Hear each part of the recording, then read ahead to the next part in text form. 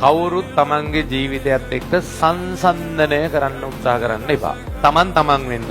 තමන්ගේ ටාගට් එකක් තමන්ට තියාගන්න. ජීවිතේ කවදාකවත් මේ වැඩේ නම් කරන්න එපා. ඔයාලා කවදාකවත් සතුටක් නැහැ. අහවලා අර විදිහේ වැඩක් කරපු නිසා මමත් ඒ වගේ වැඩක් කරනවා. අහවලා පළවෙනියා වෙච්ච නිසා මමත් කොහොම හරි පළවෙනියා වෙන්න ඕනේ. ඒ විදිහට තමන්ගේ ජීවිතේ කවදාකවත් සංසන්දනය කරන්න යන්න එපා. ඒකට මට ඔයාලට මෙහෙම දෙයක් කියන්න පුළුවන්. හැබැයි තමන්ට වඩා ඉස්සරහින් ඉන්න කෙනෙක් දැකලා ඒ වගේ වෙන්න කෙනෙක් වෙන්නයි කියලා උත්සාහ කරන එක කිසිම ප්‍රශ්නයක් නැහැ.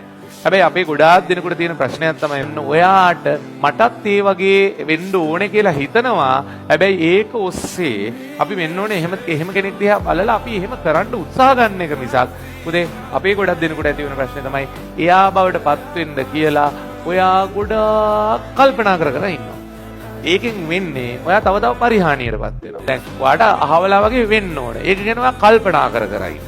කල්පනා කරලා වෙන්නේ ඔයාගේ ඔයාට වැඩ කරන්න තියෙන කාලයක් නැති කර ගන්නවා. ඔයාට හිතේ සතුටක් නැහැ.